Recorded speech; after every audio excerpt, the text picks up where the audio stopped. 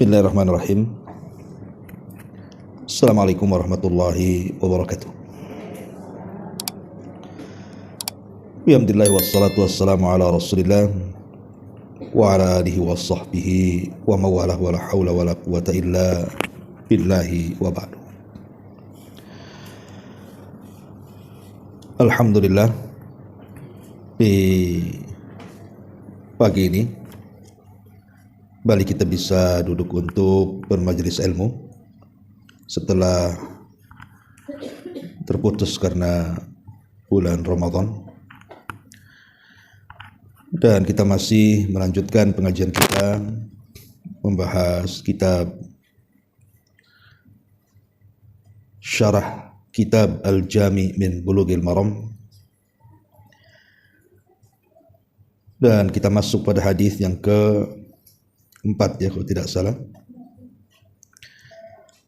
Hadis dari Ibnu Mas'ud radhiyallahu an dari Nabi sallallahu alaihi wa ala alihi wasallam, "Idza kuntum thalathatan fala yatanajathnani dunal akhar hatta takhtalitu bin nasi min ajli anna dzalika yuhzinuhu." Jika kalian hanya bertiga, janganlah dua orang saling berbisik-bisik tanpa mengajak seorang lainnya hingga kalian berbaur dengan banyak manusia, karena hal itu bisa menyakitkan atau membuat dia sedih. Ma'asyiral muslimat yang dimuliakan Allah Azza wa Jalla, hadis ini menjelaskan kepada kita tentang adab dari adab-adab agama Islam.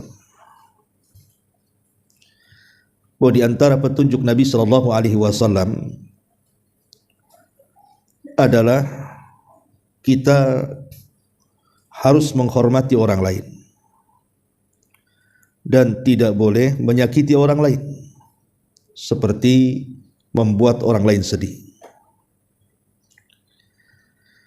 Nah, di antaranya adalah kita dilarang untuk berbisik-bisik ketika jumlah kita itu ada 3 orang. Jadi kalau seandainya ibu sedang berkumpul 3 orang, tiba-tiba kemudian yang 2 orang itu berbisik-bisik tanpa melibatkan orang ketiga, maka dalam Islam berbisik-bisiknya 2 orang sementara orang yang ketiga tidak dilibatkan padahal satu majelis, maka itu sangat terlarang. Kenapa demikian? Di sini Nabi sallallahu alaihi wasallam menjelaskan alasannya. Anna dzalika yuhzinuhu.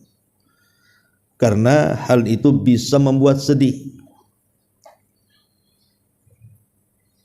Bisa saja boleh jadi kalau seandainya orang yang ketiga ini tidak kuat imannya, akan menimbulkan suudzon, berburuk sangka, jangan-jangan dia berbisik itu sedang membicarakan saya, jangan-jangan dia berbisik itu dalam rangka menjelek-jelekan saya, sedang menggibah saya, tidak suka dengan saya, sehingga hatinya sedih. Itulah yang kemudian Islam ini mengajarkan kepada kita untuk menghormati saudaranya. Di sini Nabi sallallahu alaihi wasallam mengatakan, "Idza kuntum salasatan." Jika kalian bertiga, fala yatanajathnani. Maka janganlah kalian berbisik-bisik. Yatanaja itu artinya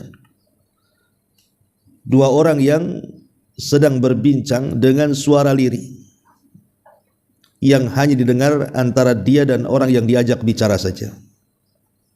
Jadi kalau ada orang lain di sekitarnya tidak mendengarnya, itu disebut tanaji namanya. Ya, suaranya dikeraskan ya tidak ada masalah. Namanya ibu bertiga kemudian ngobrol berdua, dikeraskan suaranya dan orang ketiga mendengarkannya, itu tidak ada masalah. Karena dia akan tahu apa yang dibicarakan. Kecuali kalau seandainya dua orang yang bicara itu kemudian dikeraskan dengan bahasa yang tidak dipahami orang ketiga, itu juga sama, tidak boleh. Umpamanya ada dua orang Padang, satu Jawa. Yang dua orang Padang ini ngomong bahasa Minang, orang Jawa pula tak paham ngomong apa itu. Ini juga tak boleh. Atau sebaliknya, yang satu orang Padang, dua pula orang Jawa. Yang orang Jawa ini ngomong pakai bahasa Jawa, yang orang Minang tak paham ngomong opo iki.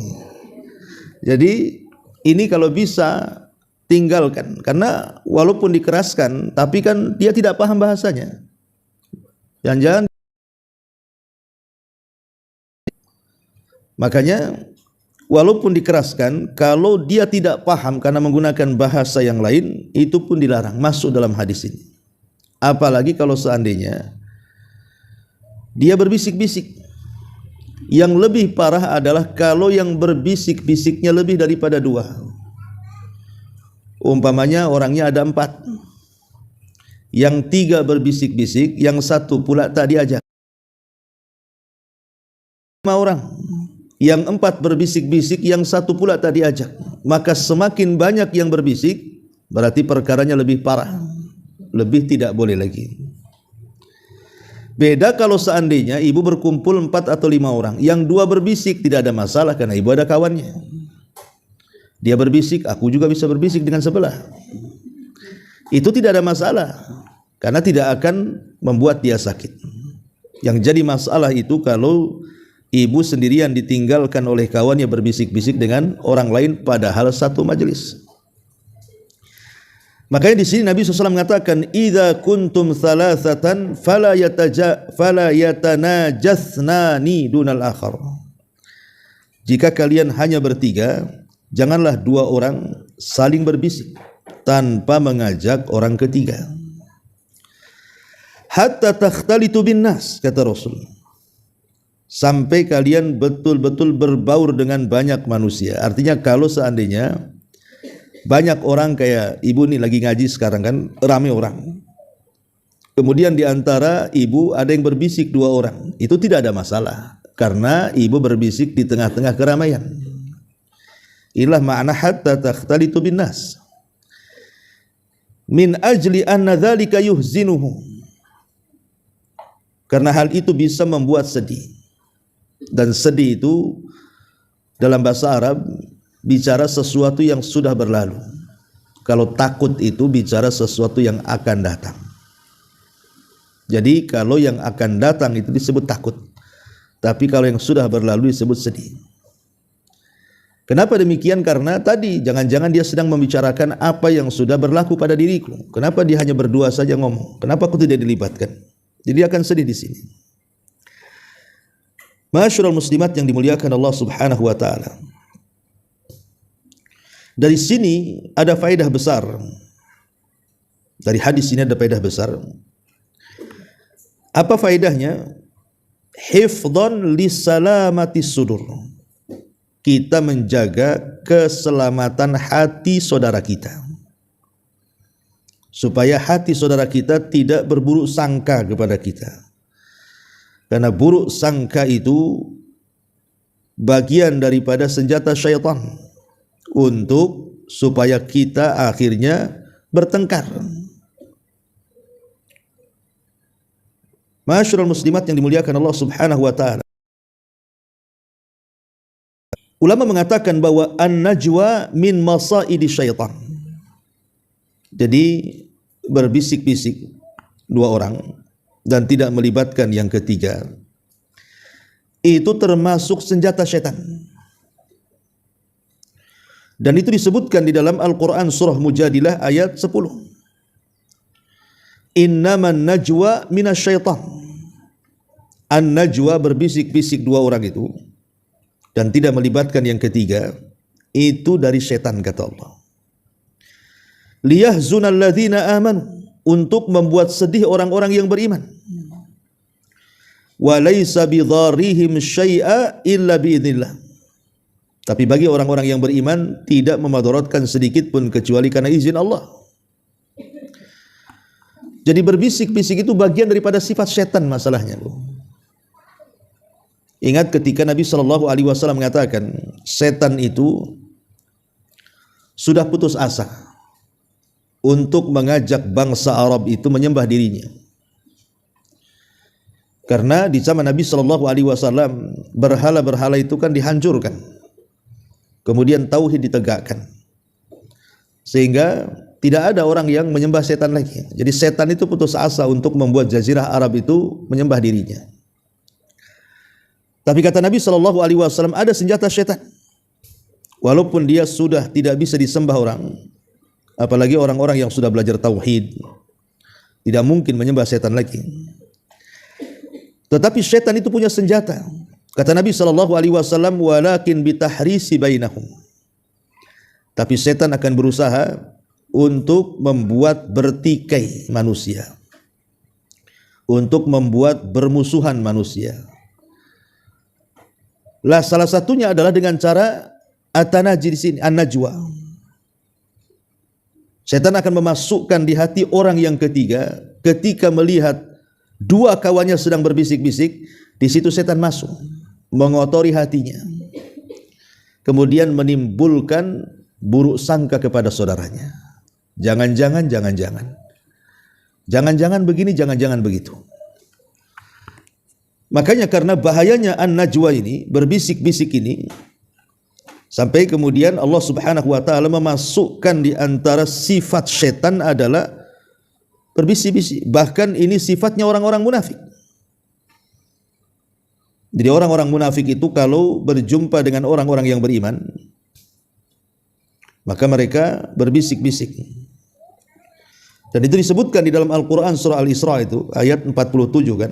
Nahnu a'lamu bima yastami'una bih idh yastami'una ilaika wa idhum najwa idh yaqulu adh-dhalimuna iyattabi'una illa rajulan masura. Kami lebih mengetahui dengan apa yang mereka sedang bicarakan.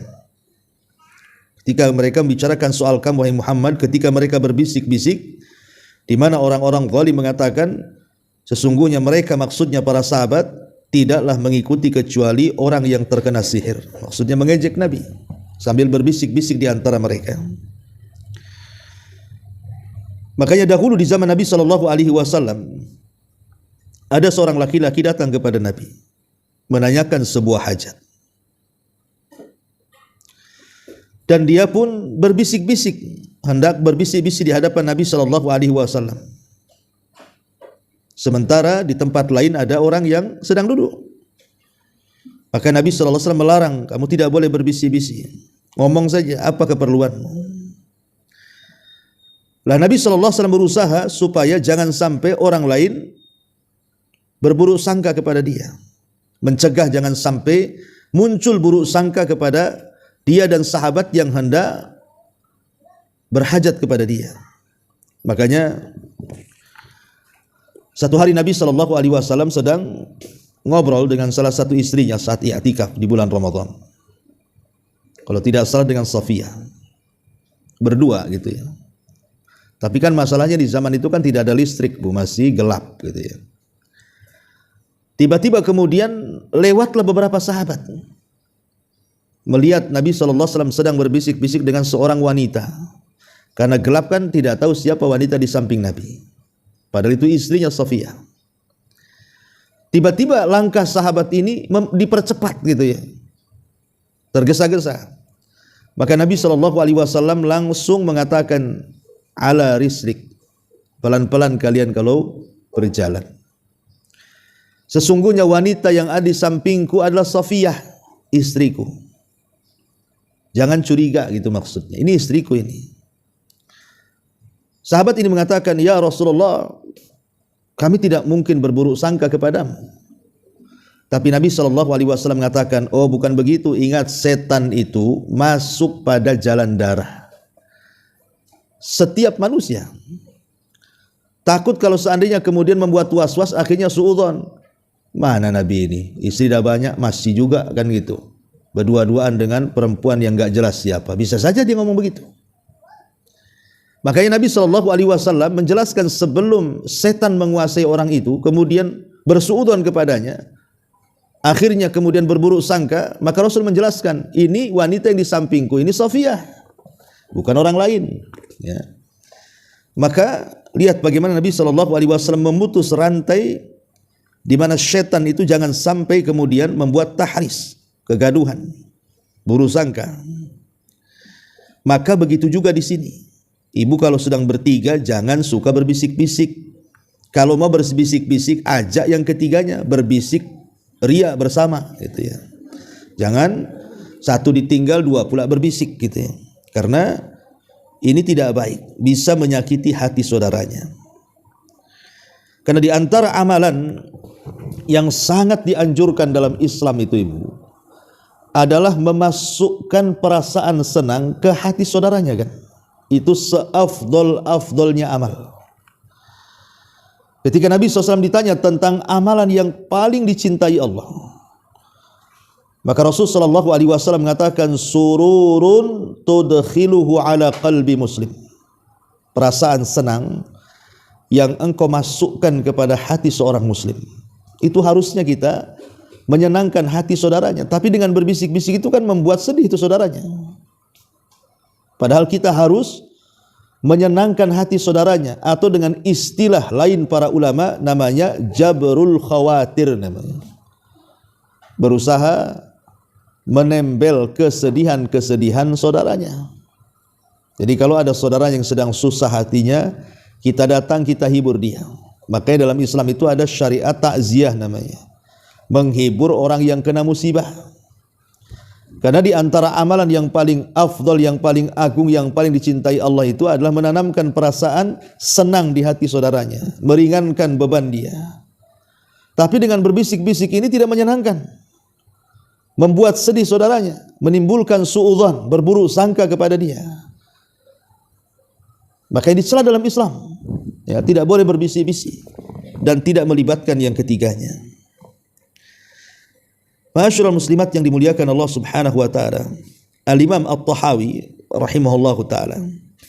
Al-Imam At-Tahawi mengatakan, di antara alasan kenapa kemudian Nabi sallallahu alaihi wasallam itu melarang kita ini berbisik-bisik itu dan tidak melibatkan yang ketiga. Beliau mengatakan bahwa di antaranya adalah madaratnya adalah orang yang ketiga itu merasa terhina. Merasa terhina, kenapa dia tidak dilibatkan? Atau merasa takut, jangan-jangan dia sedang membicarakan dirinya. Jadi bisa saja kemudian perasaannya merasa terhinakan, apalagi kemudian yang diajak bicara itu berbisik-bisik dengan tokoh, dengan orang yang mungkin dia hormati, dia hargai. Kemudian dia tidak dilibatkan, kan merasa kecil hatinya tuh. Kenapa ya? Ada apa ya? Kan itu. Kok saya tidak dilibatkan? Maka dia merasa terhina dirinya. Atau merasa takut, jangan-jangan dia sedang membicarakan dia. Jangan-jangan dia sedang menggibah dirinya. Akhirnya kemudian muncul buruk sangka tadi. Lah dari dua perkara ini, makanya kemudian Nabi SAW melarang. Karena Nabi menjelaskan alasannya, anna dzalika yuhzinuhu, khawatir kalau seandainya berbisik-bisik itu membuat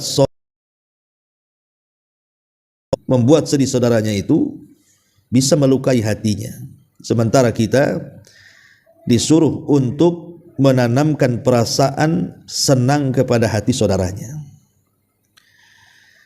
Ma'asyiral muslimat yang dimuliakan Allah Subhanahu wa taala.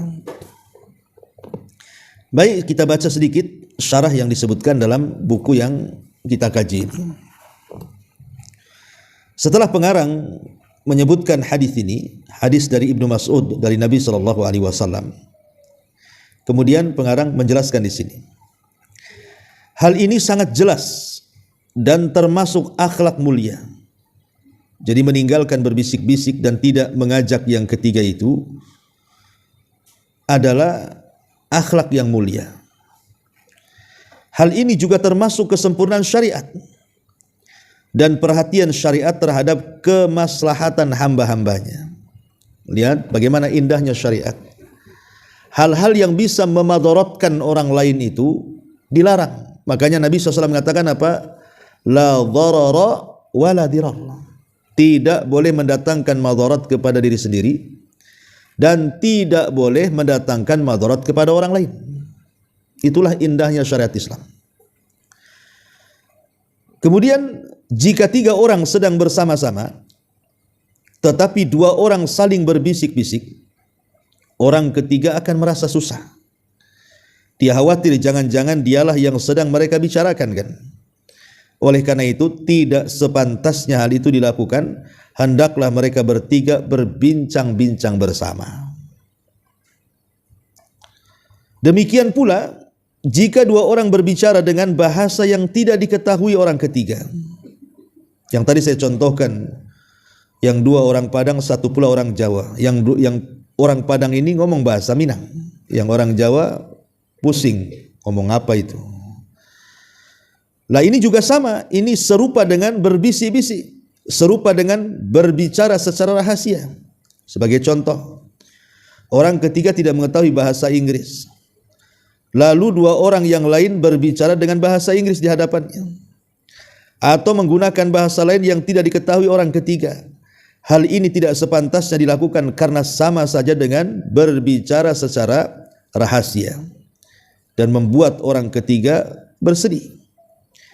Akan tetapi jika mereka berempat atau lebih tidak mengapa 2 orang berbisik-bisik karena orang lain yang mengajak bicara orang yang ketiga. Artinya kalau lebih daripada 3 orang enggak apa-apa 2 orang berbisik-bisik, karena orang ketiga juga bisa berbisik-bisik dengan orang keempat kan begitu.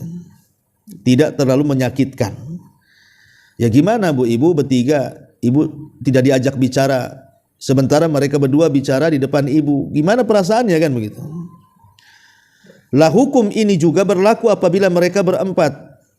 Sehingga janganlah 3 orang berbisik-bisik atau berbicara dengan bahasa yang tidak diketahui orang keempat, sebab hal itu juga membuatnya bersedih. Demikian apabila mereka berlima lalu 4 orang berbisik-bisik tanpa mengajak yang kelima, maka hukumnya sama persis hingga mereka berbaur dengan orang lain. Ya, kalau berbaur sudah berbaur ya tidak ada masalah. Ya, jadi larangan berbisik-bisik itu dikarenakan akan mengganggu muslim yang lainnya. Tapi kalau gangguan itu tidak ada, maka tidak ada masalah Bu. Misalnya 2 orang berbisik-bisik dan ketika itu hadir jamaah yang banyak, atau ada 2 orang yang berbisik-bisik dan 2 orang lain berbisik-bisik, umpamanya 4 orang, 2 berbisik-bisik, 2 juga berbisik-bisik, tidak ada masalah karena tidak mengganggu masalahnya. Yang jadi masalah itu kalau sudah mengganggu. Inilah di antara keindahan Islam namanya Bu ya, keindahan adab Islam.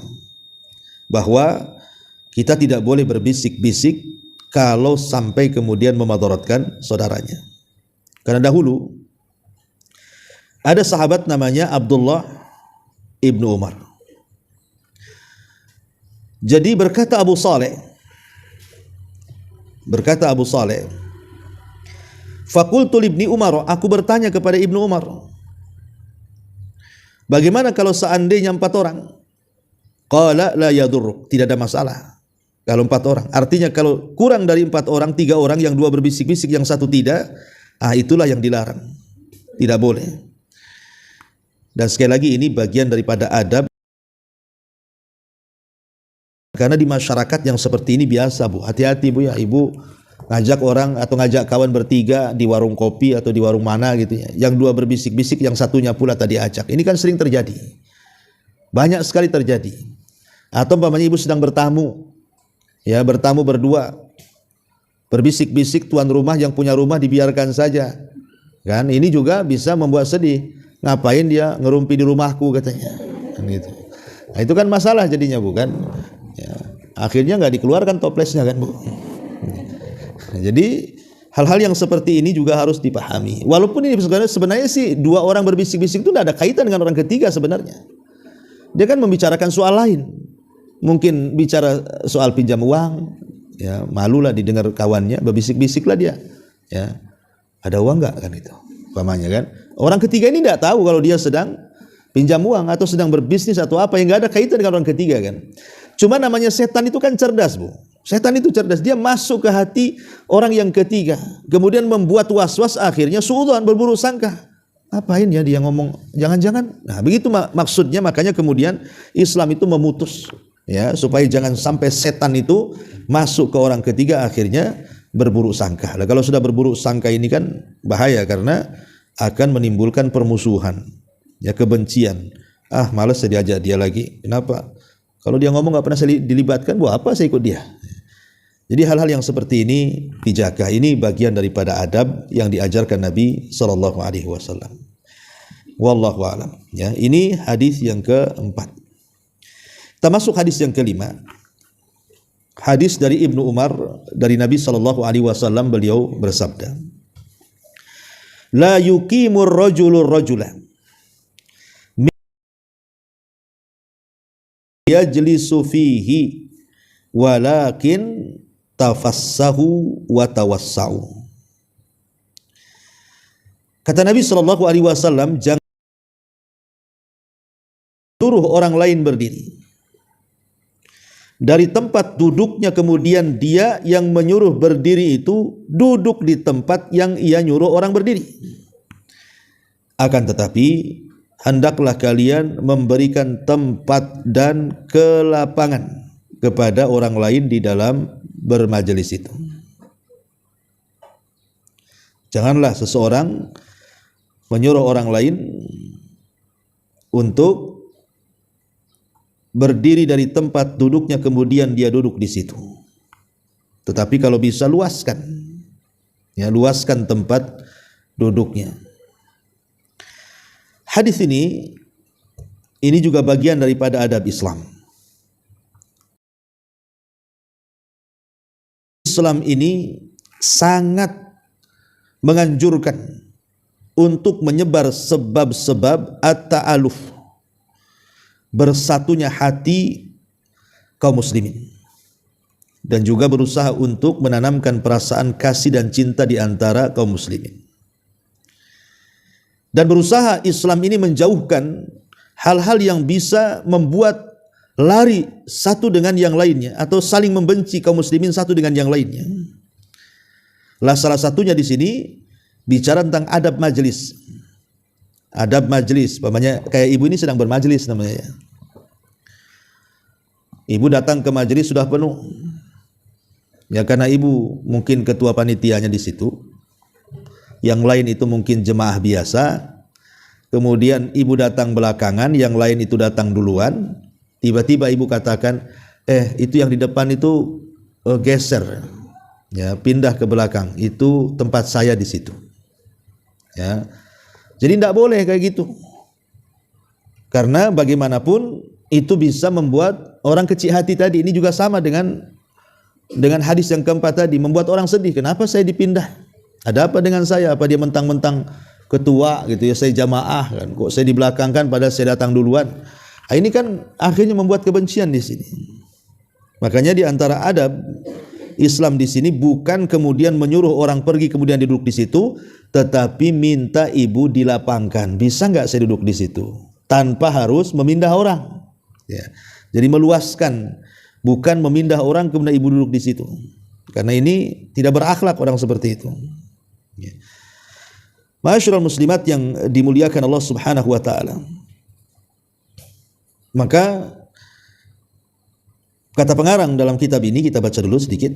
Hadis ini mengandung adab yang diisyaratkan, yaitu seseorang tidak boleh menyuruh orang lain berdiri dari tempat duduknya, baik di masjid maupun di tempat lain, dengan beralasan bahwa dia yang kedudukannya di hadapan orang lain dan sebagainya. Tidak boleh demikian, akan tetapi hendaklah dia duduk di tempat yang masih tersedia dan tidak menyuruh orang lain berdiri kemudian dia menduduki posisinya. Ini menunjukkan apa? Kesetaraan, Bu. Islam itu mengajarkan kesetaraan. Islam itu tidak membeda-bedakan antara si kaya dan si miskin, antara orang yang punya jabatan dengan orang yang tidak punya jabatan. antara orang yang dihormati masyarakat dengan orang yang mungkin kurang hormat dari masyarakat. Islam itu sama, kan yang membedakan itu hanya takwa saja. Makanya kemudian dalam masalah majelis pun diatur, ya, tidak bisa kita semena-mena. Merasa umpamanya ibu merasa ya tadi ketua panitia, atau merasa tinggi jabatannya, atau merasa orang kaya, atau merasa ini merasa itu, akhirnya kemudian mengalihkan tempat duduk orang lain supaya ibu duduk di situ. Kemudian kata pengarang di sini, jika masuk ke masjid, dia bisa menuju ujung saf atau mengisi tempat yang kosong jika masih ada celah dalam saf, sehingga tidak perlu menyuruh orang lain berdiri. Begitu juga di dalam majelis, dia bisa duduk di barisan terakhir di tempat yang kosong dan tidak perlu menyuruh orang lain berdiri. Namun jika ada orang yang dengan sukarela memberikan tempat duduknya, hal itu tidak mengapa. Ya, umpamanya ibu kasihan ini yang datang orang sudah tua. Ya, sudah tua, sudah susah jalan gitu ya. Ibu masih muda, kasihan orang tua itu. Bu, duduk di sini aja biar saya di sana. Ya. Karena memang sengaja ibu cari yang belakang-belakang. Ya. Cari yang ada tiang kalau bisa. Itu bersandar ya. Jadi kalau yang demikian tidak ada masalah, ya kalau karena kerelaannya gitu ya dia memberikan tempat duduknya. Tapi kalau tidak rela, tidak boleh. Lah Ibnu Umar radhiyallahu anhuma tidak mau ketika orang lain memberikan tempat duduknya kepada beliau. Sampai Ibnu Umar ketika masuk ke dalam majelis itu, kan namanya dia ulama, orang terhormat. Sampai panitia mengatakan, bisa enggak engkau pindah biar Ibnu Umar duduk di sini, katanya. Ibnu Umar menolak, tidak mau. Ya. Jadi Ibnu Umar tidak mau ketika ada orang lain memberikan, jangan-jangan orang tersebut memberikan tempat duduknya karena malu, bukan karena sukarela. Jika ada orang yang berdiri untuk memberikan tempat duduknya kepada beliau, beliau tidak mau duduk di tempat yang disediakan. Kenapa? Waroknya beliau. Itulah salah satu contoh ulama salaf menunjukkan tentang adab Islam. Kemudian kata pengarang, jika ada orang yang memberikan tempat duduknya kepada anda, selayaknya anda bersikap warok juga seperti yang dilakukan oleh Ibnu Umar. Akan tetapi, jika anda tahu dengan pasti bahwa dia memberikan tempat duduknya secara sukarela, karena mencintai dan menghormati anda, tidak mengapa anda menempati tempat duduk yang diberikan. Inilah makna walakin tafassahu wa tawassau. Akan tetapi hendaklah kalian memberikan tempat dan kelapangan kepada orang lain dalam majelis itu. Yang sepantasnya adalah memberikan tempat dan kelapangan kepada orang lain dalam majelis. Jika seseorang datang sedangkan tempat yang tersedia sempit, hendaklah orang yang telah berada di tempat tersebut merapat memberikan tempat kepada yang baru datang. Jadi kalau sempit pun tetap dikasih celah lah di sini gitu ya. Ya, jadi itu yang harusnya dilakukan seorang muslim dalam adab bermajelis. Wallahu a'lam. Saya kira 2 hadis dulu. Tapi sebelum saya tutup, silakan kalau ada yang bertanya.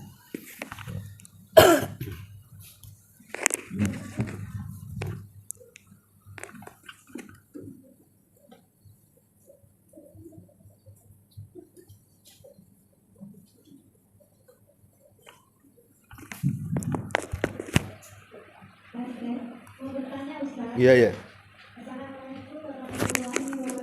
Waalaikumsalam.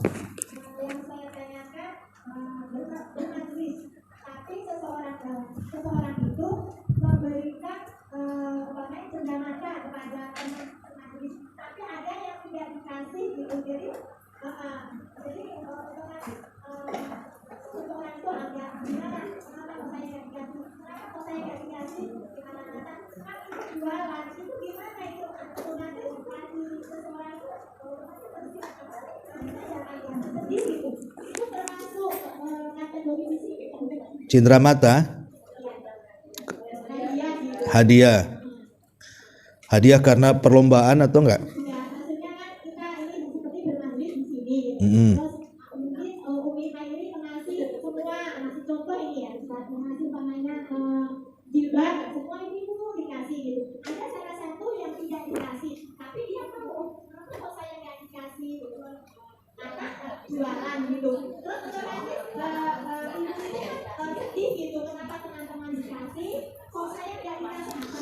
Sama itu Bu, nggak boleh tuh, nggak boleh itu, harus dikasih semua. Kalau dikasih, kasih semua, kecuali kalau tadi Umpamanya lagi ngaji gini, ibu ngasih jilbab ke saya, tolong Ustadz kasih pertanyaan jamaah yang bisa jawab, kasih. Itu kan memang dapatnya karena bisa menjawab pertanyaan.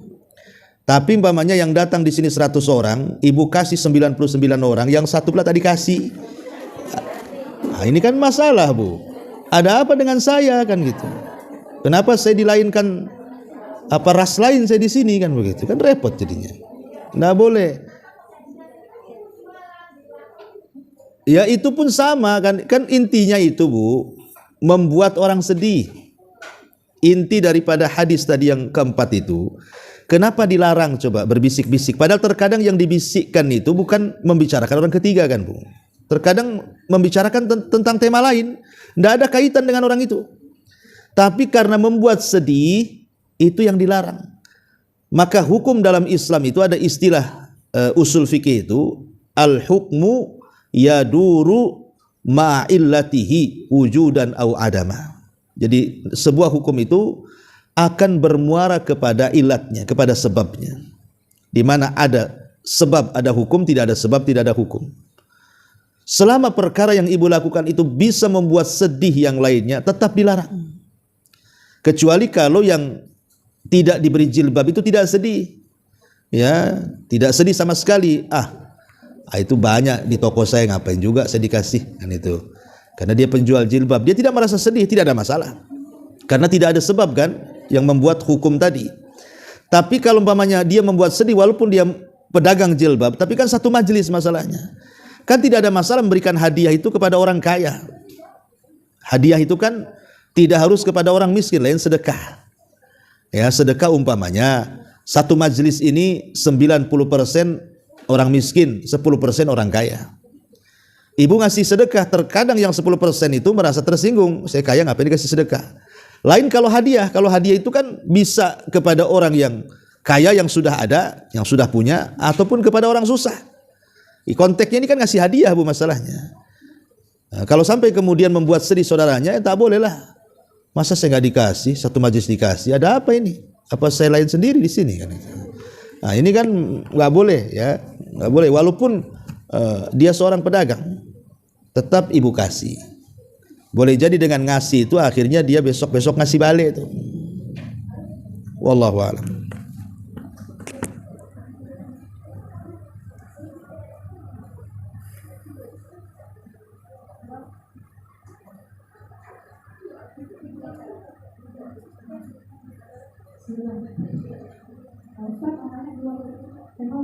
Ya.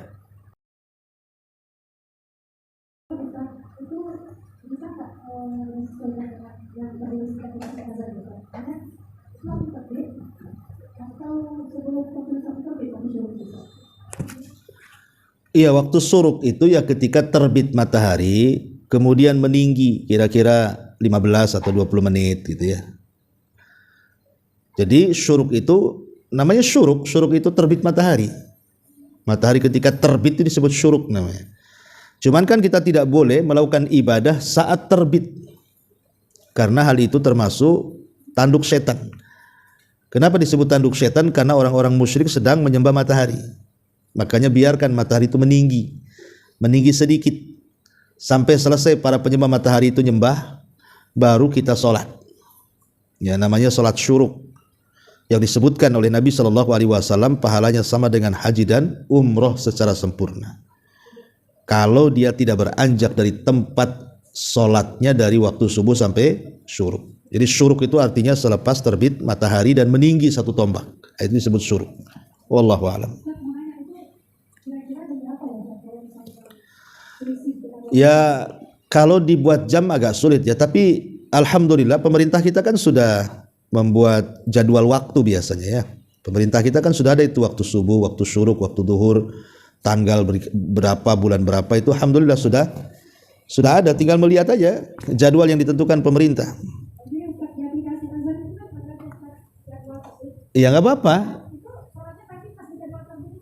Ya kalau memang itu memang jadwal yang ditentukan oleh pemerintah ya nggak masalah. Ya, karena pemerintah itu kan biasanya mereka tidak mungkin menentukan sembarang, sudah ada timnya menentukan waktu syuruk sekian itu ya. Tapi kalau seandainya ibu bisa melihat secara langsung, ya alhamdulillah itu lebih baik lagi. Cuman kan ibu kadang-kadang terbentur dengan waktu-waktu di mana langit sedang tidak cerah, mungkin sedang mendung, kan sulit menentukan waktu syuruk. Lihat keluar kok gelap, kapan syuruknya, kan itu ya. Maka patokannya adalah dengan jam tadi, kebiasaan. Ini kalau syuruk kemarin waktu terang jam sekian, berarti ketika sekarang gelap karena mendung jam sekian. Jadi sudah ada patokan jamnya di situ.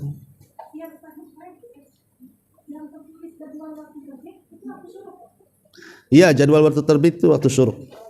Iya. Wallahu a'lam.